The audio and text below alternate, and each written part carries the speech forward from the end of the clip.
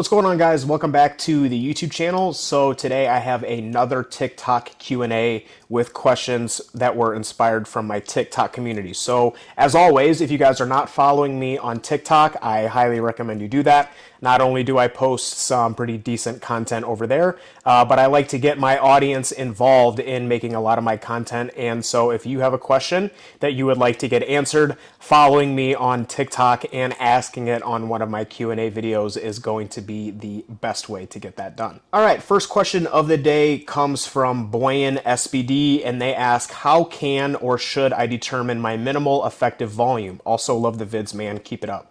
Thank you. I've got kind of a little thought that I want to give on this topic, and then I'll try and give the answer that I can. So the term minimum effective volume just basically refers to what is the minimum amount of work that I can do and still grow within the gym. And technically, the minimum effective volume for everybody is just one set. So if you do one set per muscle group per week, and you progressively overload that set week after week, I do think that you can build muscle while doing that. Now, will you build as much muscle as you would doing 2, 3, 4, 5, 6, 7, 8, 9, 10 sets? Definitely not. And I think that that is seen in the literature, that the more sets that you can do and still recover and progressively overload from, the more that you are going to grow. So technically, everyone that's listening to this video, minimum effective volume is probably going to be like 1 to 2 hard sets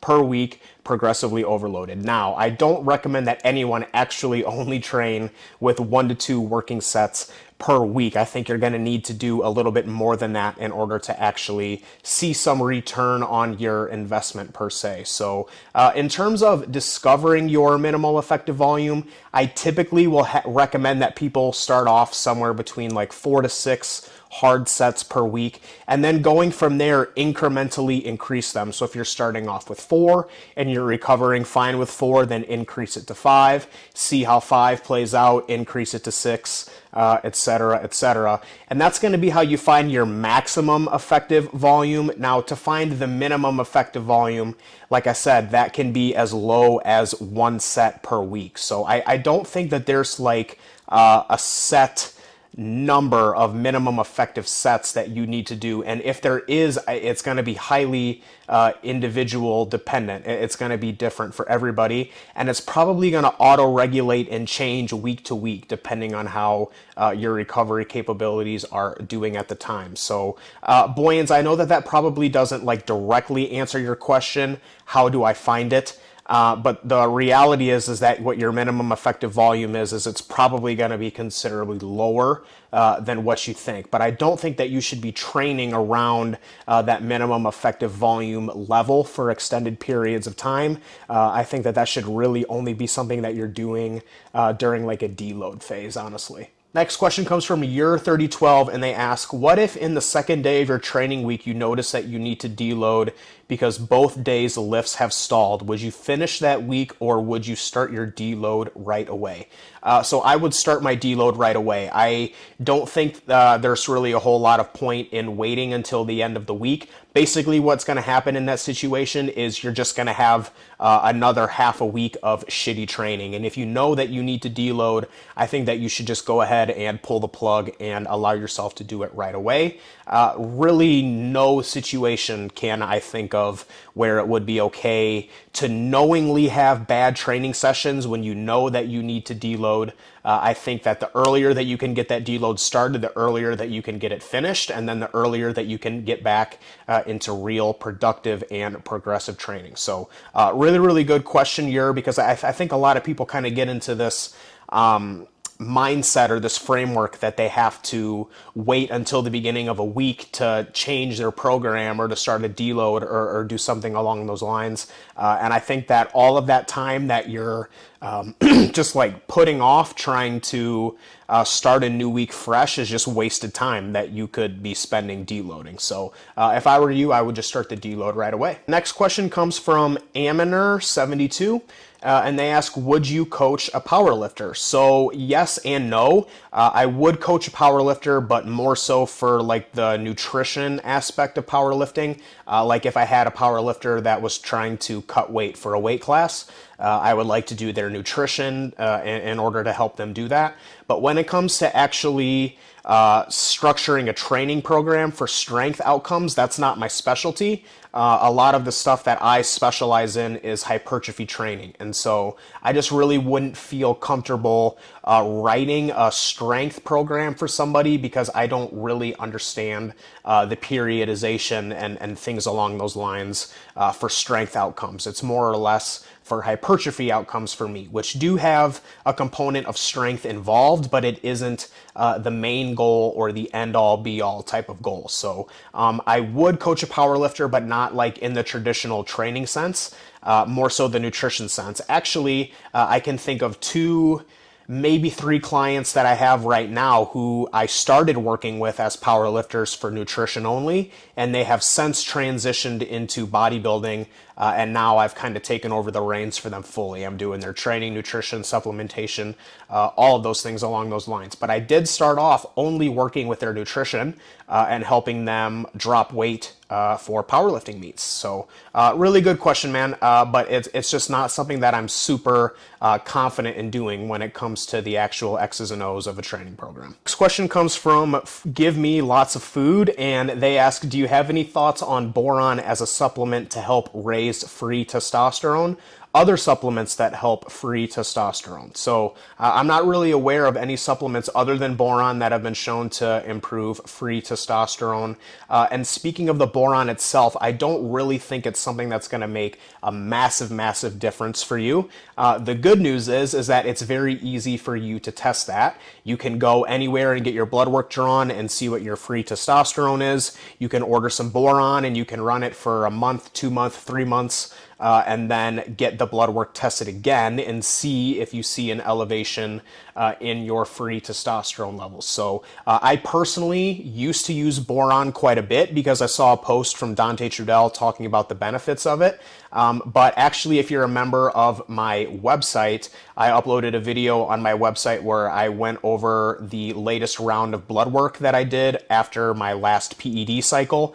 And I mentioned in that video that I was taking boron and did not notice a difference in the increase of my free testosterone compared to a different round of blood work that I had done on a different PED cycle, which showed that it did increase my free testosterone levels. So based off of personal use, I kind of have conflicting thoughts on it. I have one round of blood work that shows that it did help me, and then I have another round of blood work that shows that it didn't help me. But it's something that's so cheap that, in my opinion, it's worth using. At least give it a scout's honest try.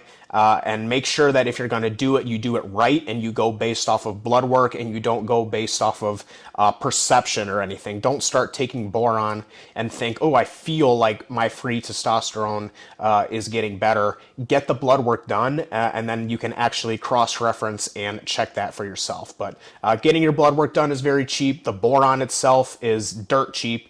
So I think it's at least worth a try if it's something that you're interested in. The typical dose for boron that I have heard being used, at least in the Dante Trudell post that I referenced, was 6 milligrams in the morning and 6 milligrams at night for a total of 12 milligrams per day. I've also read some things that show like 10 milligrams per day can be effective. I would personally just lean towards the 12 milligrams per day split, 6 a.m., 6 p.m., just based off of Dante's work, because honestly, Dante has helped a lot more people than I have and potentially ever will. And so I think that his recommendations on dosing is probably going to be the best way to go if it's something that you want to try. Next question comes from Bro I Didn't Remember Asking. How funny is that he's asking a question on a Q&A. His question is, quick question, should I train my posterior chain 2 days in a row since I feel my pull day is affecting my leg day afterwards? My answer to this question is no. I can't really think of any instance in my eyes in which it's okay to train a muscle group 2 days in a row. So there's a couple things to consider here. The one would be, do you just feel tired in that area, or are you directly training that area on your pull day? So if you're doing something like an RDL or some hamstring curls, it's really common for people to pair back and hamstrings together right now. If you are doing direct posterior chain work in the pull day, I would not do posterior work in the leg day that follows. Now, if you don't do any posterior chain work, let's say you do like some bent over rows or something, and you go into the leg day feeling a little tired in that area, but it's more indirect fatigue instead of direct fatigue, I probably would train the posterior chain on that leg day. But I think that the more logical thing that you could do is rework your training program. So if you are doing some RDLs or some leg curls in your pull day, I would just move all of those over to your leg days. Or if you don't want to do that, I would put a day of rest in between your pull and your leg days. But by and large, there really isn't any situation in which I advocate or think that there is merit to training a muscle 2 days in a row without giving it some time to recover. Next question comes from Super Samoan Blue, and he asks, I have 2 rest days a week back to back and my body feels great after. Would it be more beneficial to have split rest days though? I think in a lot of situations it may be smarter to have split rest days, and I think that the reason for this is probably going to be because you're just going to eventually run into a point where the fatigue that you're getting from training multiple days in a row is going to start to decrease the quality of each of those sessions. So I'm going to make like a hypothetical scenario here.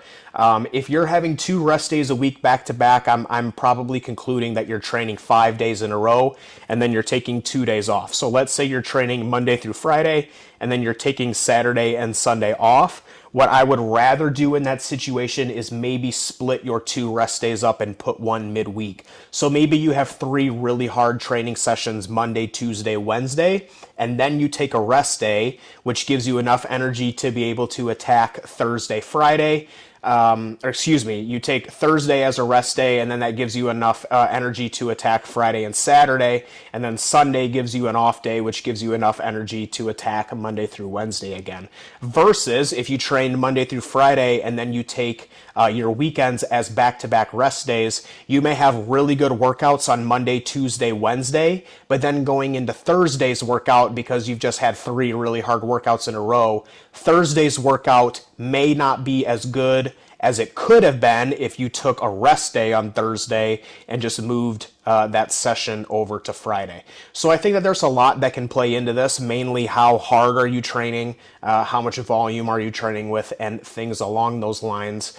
But I do prefer to have split rest days throughout the week instead of having back-to-back rest days. Not that I think that back-to-back rest days are bad, and you obviously say yourself that you feel great when you take the back-to-back rest days, but I think that you would probably experience the same level of recovery with slightly better performance if you kind of split those rest days up a little bit and put one midweek and then one towards the weekend, so that you're kind of breaking up that bout of hard training with extra rest. Next question comes from Vidi Mikhail. I'm sorry if I butchered your name, but he asks, can you talk about the importance of other mechanisms of hypertrophy, or if they matter at all, or is it all mechanical tension?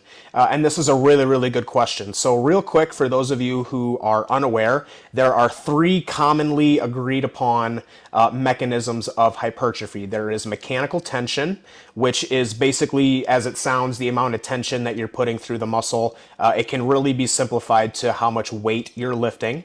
The second is metabolic stress, which is the accumulation of all of these metabolite buildups within your muscle, typically like lactic acid and things along those lines. And then the third and final mechanism of hypertrophy is muscle damage. Now, I think that out of these 3, I think that we can write off muscle damage right away, because muscle damage occurs in all sets. No matter what we do, there's going to be some degree of muscle damage that occurs, whether we're doing a straight set, whether we're doing a drop set, things along those lines. There's always going to be muscle damage that occurs. So I think we can immediately write off muscle damage because that's kind of a given. If you elicit mechanical tension overload, and if you elicit metabolic stress buildup, you will get muscle damage as a byproduct of that. So I don't think that you really need to focus on muscle damage specifically. Probably the most important thing that you can do to ensure that you're getting adequate muscle damage is to have controlled eccentrics in your lifts, because we know that the eccentric range of motion is where the vast majority of the muscle damage occurs. Now, similar to muscle damage, metabolic stress is also going to occur as a byproduct of all sets that we do. So if we do a 5-rep set and we get a pump in the muscle, we're going to get some metabolic stress that builds up. If we do a 20-rep set and we get a pump in the muscle, we're probably going to get more metabolic stress that way because we're doing more reps over the course of the set. If we compare a 5-rep set and a 20-rep set, the muscle contracts and lengthens 20 times versus 5, which means that you're probably going to get more blood flow into the muscle, which means that you're probably going to get more metabolite buildup. And so I think that the easiest way to make sure that you're eliciting metabolic stress is to train in various rep ranges. So over the course of your session, if you're training your chest, maybe we do a couple exercises and a couple sets where we're training our chest in the 5 to 8 rep range. And then maybe we do stuff in the 8 to 12. And if you guys are following my personal training content, I'm doing a lot of stuff in the 15 to 20 rep range right now. And that allows me to tick off the metabolic stress component of hypertrophy without specifically trying to program for it, if that makes sense. And then the great news is that if I progressively overload my strength within the 15 to 20, the 8 to 12, the 5 to 8 rep range, that is going to be what elicits mechanical tension, which is by and large the greatest contributing factor to hypertrophy. So there are the 3 components of hypertrophy, but to an extent, I think that 2 of them occur as a byproduct of eliciting mechanical tension. Okay, final question of the day is going to come from one and only Zach, and he asks, is it possible for a person on huge amounts of gear to overtrain? People always say, oh, he can only train like that because he's enhanced, but I've never seen a video on actually to what extent gear improves your recoverability. Does gear just make you invincible, or is it just a boost? So lots to unpack here. First things first, all PED talk is all hypothetical. I do not recommend that anyone take PEDs. If you are going to take something, please consult your doctor beforehand. I am not liable for any of the information used in this video. I think that probably covers my ass. So let's get into the PED talk for a little bit. Of course, you can overtrain when you're on PEDs, and this is something that I think a lot of people have a lot of misconceptions about. I talk about this on my TikTok quite a bit, but I do think that the average person is generally misinformed when it comes to what PEDs actually do for you. Now, I am not going to sit here and act like I'm a biochemist or something along those lines and that I understand molecular whatever the fuck about PEDs and what it is that they do to the body, like specifically, and how they alter your cells and all of those things. A lot of that stuff is way above my head, and I don't really understand the concepts of it quite yet. The only thing that I can really talk about is I can talk about from my own personal experience, and I can talk about from my clients' experience what the PEDs actually do in the training. So long and short is that I think that they basically raise the ceiling on the level of volume that you can do in the gym and still recover from. So let's say you're somebody who can do like 10 sets a week of chest and recover and progressively overload all of those sets. But when you try to go above 10, you start to notice that your performance drops off. I notice that like when people start taking PEDs, that 10 set limit may be raised to like 12 or 13 or something along those lines. Basically, they can do more sets and still recover from that. Now, is it invincible? Absolutely not. And I think that this is really the biggest misconception that a lot of people have about PEDs. I uploaded a video on my TikTok talking about how, like, even if people take tren and stuff, they can still get fat. And I got absolutely crucified in the comments for that video, which just, again, really kind of proves my point that I think the general person really doesn't understand what it is that PEDs do. Do PEDs increase your recoverability? Yes, they do, but at the same time, there are some PEDs that, because of the negative side effects that they cause, can actually reduce your recoverability. Tren is one of the most common ones when it comes to that. There are multiple common side effects from tren usage, but two of the most common side effects from tren usage is insomnia, the ability to not be able to sleep, and horrible digestion. So you either can't eat because your digestion is so fucked up, or the food that you are eating you can't keep down because your digestion is so bad. And I don't think it takes a rocket scientist to be able to prove or gather that if you can't sleep and you can't eat, your training is probably not going to be very good. And I think that there's a lot of people out there that have this misconception that if you take tren, you're just going to be a freak and you can do whatever the fuck you want in the gym and it doesn't matter and this and this and this, you can recover from everything. It is absolutely not true at all.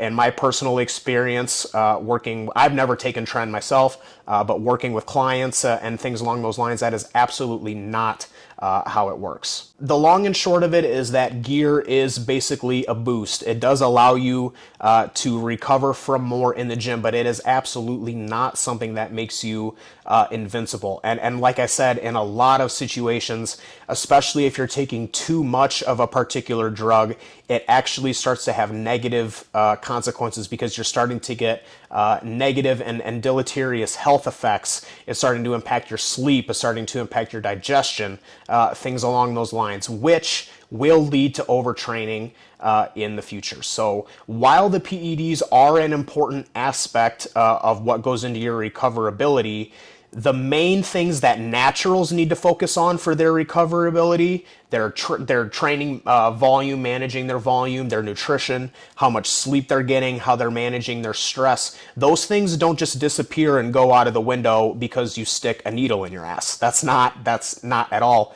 how it works. If anything, those things become even more important because if you don't manage those things and you also start taking drugs that can potentially fuck up your health, I think that you're actually putting yourself in a worse position than what you would have been in if you had just not taken the drugs in the first place. And that's kind of an unpopular opinion in this industry. Like I've said a couple times now, there are a lot of people that really just think that these drugs are miracle drugs and that you can do whatever the fuck you want and eat whatever you want and train however you want when you take those things. And that's just absolutely not the case at all. Okay, guys, thank you so much to everybody who contributed questions to today's Q&A. As always, if you have a question that you would like to get answered and you would like to contribute to the content on this channel, I highly recommend that you follow me on TikTok. I have my channel down low in the description, and keep an eye out for the next Q&A video so that you guys can get your question asked and hopefully get answered in the next one. Thanks for watching, guys, and as always, take care of yourselves.